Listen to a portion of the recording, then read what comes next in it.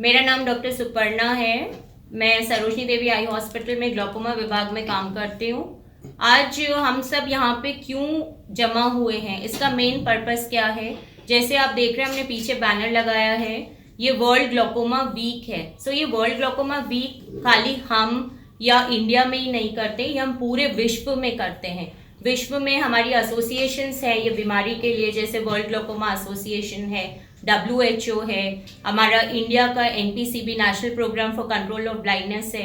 ये पूरे जो एसोसिएशंस हैं ये मिल के आह्वान करते हैं कि हमको मार्च के सेकेंड वीक में ये प्रोग्राम करना है।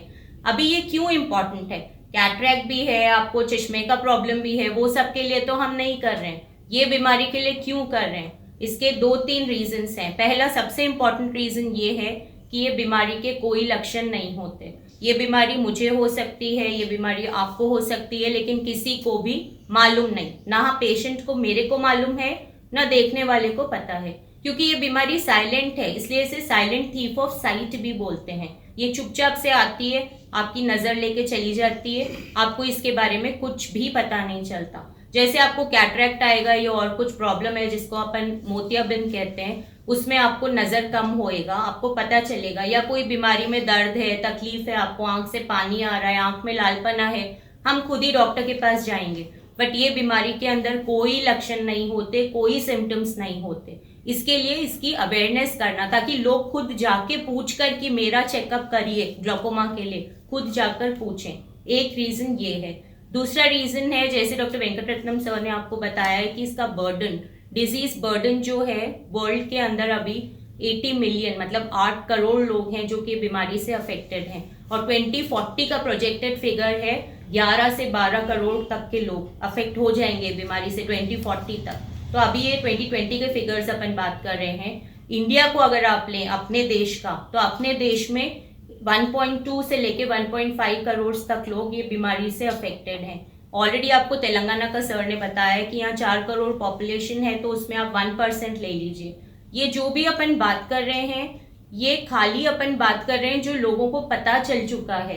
ये डिजीज 90% अभी कम्युनिटी में हिडन है। 90% लोगों को पता ही नहीं है कि उनको बीमारी है, ना अपन उनको बाहर निकाल सके अभी तक। तो जो भी अपन ट्रीट कर रहे हैं या जो अपन ने डायग्नोज किया है, वो खाली 10% केसेस हैं अभी जिनको अपन ट्रीटमेंट दे रहे हैं। तीसरी इंपॉर्टेंट बात इसमें ये है कि इसकी वजह से जो अंधापन आता है वो परमानेंट है, कोई इलाज नहीं है। आप वर्ल्ड में किधर भी जाइए, कोई ऑपरेशन नहीं है, कोई दवाई नहीं है जो कि इसकी वजह से आए अंधेपन को ठीक कर सकती है। और एट एनी टाइम जो भी लोगों को ग्लोकोमा का बीमारी है, उसमें 10% बायलैटरल ब्लाइंड है, मतलब 10% में दोनों आंख अंधी हो चुकी है। तो वो लोग जो कि कमाई कर सकते थे, काम कर सकते थे, या जिनके ऊपर उनकी फैमिलीज डिपेंडेंट है, वो पूरी तरह से अंधे हैं। तो अपन डिजीज बर्डन बढ़ा के अपन नहीं काम करने वाले लोगों का परसेंटेज बढ़ा रहे हैं, पेशेंट का तकलीफ बढ़ा रहे हैं। तो इसलिए ये अपन हफ्ता पूरा इसको डेडिकेट करते हैं ग्लोकोमा को, जिससे कि अपन लोगों को इन्फॉर्म कर सके। मीडिया, आप लोगों की तरफ से, प्रेस की तरफ से, न्यूज़पेपर की तरफ से, रेडियो की तरफ से, टीवी की तरफ से, इंटरव्यूज देके, जिससे ये जनरल मासेस में ये अवेयरनेस जाए, लोगों को पता चले कि ऐसी भी कोई बीमारी है जो कि होती है, और हमको इसके लिए हमको भी पूछना चाहिए कि हमारा चेकअप कीजिए। खाली चश्मा ले लेना है या कैटरैक्ट का ऑपरेशन कराना, दो ही चीजें नहीं है। ग्लोकोमा करके भी एक बीमारी होती है, हिंदी में इसको काला मोतिया कहा जाता है या काला बिंदु भी कहते हैं। ये बीमारी जो है मेनली, जैसा आपको ऑलरेडी डिस्कशन में बताया गया है, कि आंख की जो नस होती है, आदमी के आंख की नस जो है मेनली वही रिस्पॉन्सिबल होती है जो भी आप देख रहे हैं अपने अतराफ, तो वो नस को अफेक्ट करती है। नस एक बार खत्म तो आपका नजर खत्म, कुछ भी नहीं कर सकते। इसमें एक रीजन होता है आंख में बढ़ा हुआ प्रेशर। जैसे आदमी को नॉर्मल ब्लड प्रेशर होता है, वैसे आंख में भी प्रेशर होता है। तो नॉर्मली जैसे प्रेशर 20 या 21 से आदमी की आंख में कम रहता है, तो अपन उसको नॉर्मल रेंज बोलते हैं। प्रेशर जब 20 या 21 से बढ़ जाता है, जैसे 30 आए, 35 आए, तो वो प्रेशर एक हाई रिस्क फैक्टर है आपकी नस के डैमेज का। तो लोगों को पता नहीं होता है कि ऐसे आंख में प्रेशर की भी चीज होती है जो हमको चेक करानी चाहिए। तो वो एक इम्पॉर्टेंट स्क्रीनिंग प्रोसीजर है। जैसे अब आप पूछ रहे हैं कि जैसे डिस्ट्रिक्ट्स पे, तो डिस्ट्रिक्ट्स पे उनके पास ऑपरेटर्स होता है जिससे वो प्रेशर चेक कर सकते हैं। तो उन्होंने प्रेशर चेक किया, अगर किसी पेशेंट का 26 या 30 रेंज में आ रहा है, तो उनको अलर्ट होना चाहिए कि ये पर्सन को है, हम इमीडिएटली इनको रेफर कर दें। तो ये एक इम्पॉर्टेंट फैक्टर है जो आंख का प्रेशर बढ़ने से भी नस को डैमेज करता है। दूसरे फैक्टर्स ऑलरेडी जैसे आंख को मार लगा हुआ है या आपको मोटा चश्मा है जो प्लस नंबर का है तो भी रिस्क फैक्टर है, माइनस नंबर है तो भी रिस्क फैक्टर है। दोनों केसेस में माइनस नंबर भी ज़्यादा है तो भी आपको चेक कराना है।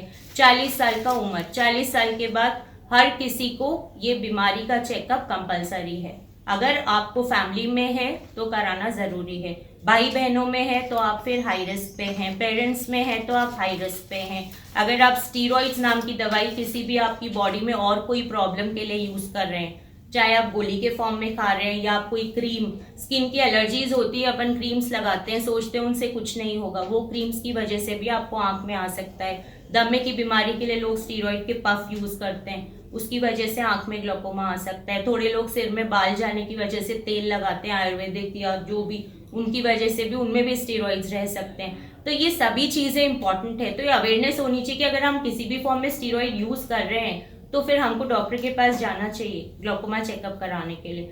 ये बीमारी नॉर्मली आमतौर से 40 साल के बाद होती है, तो 40 साल के बाद जो भी आप आंख का चेकअप कराएंगे वो कॉम्प्रिहेंसिव आई एग्जामिनेशन या संपूर्ण कंठी परीक्षा होना चाहिए, क्योंकि उसी में आपको डिटेक्ट होगा ग्लोकोमा का प्रॉब्लम, अदरवाइज ये नहीं पता चलेगा। तो बिकॉज ये साइलेंट डिजीज है इसलिए ये पूरा हम लोग कर रहे हैं और हम लोग बहुत आभारी हैं जो कि हमारे हेल्थ मिनिस्टर साहब ने, हरीश राव साहब ने आने के लिए अग्री किया है। वो हर साल आते हैं, कितना भी बिजी रहे टाइम निकाल के हमारे पास आते हैं, क्योंकि सर का बहुत डेडिकेशन है ये सब चीज़ों में। हेल्थ डिपार्टमेंट की तरफ वो सबसे क्लोजली एसोसिएटेड है और वो चाहते हैं कि हम ये ग्लोकोमा की बीमारी के बारे में, उनको भी आइडिया हो चुका है कि पेशेंट कितना सफ़र करता है। सर लास्ट ईयर भी आए थे, तो लकीली सर कल भी आ रहे हैं, तो कल भी हमारे पास अवेयरनेस का वॉक है और पूरा हफ्ता जो फॉलोइंग हफ्ता है 18 तारीख तक हम हमारे ओपीडी में स्पेशल स्क्रीनिंग करते हैं पेशेंट्स की।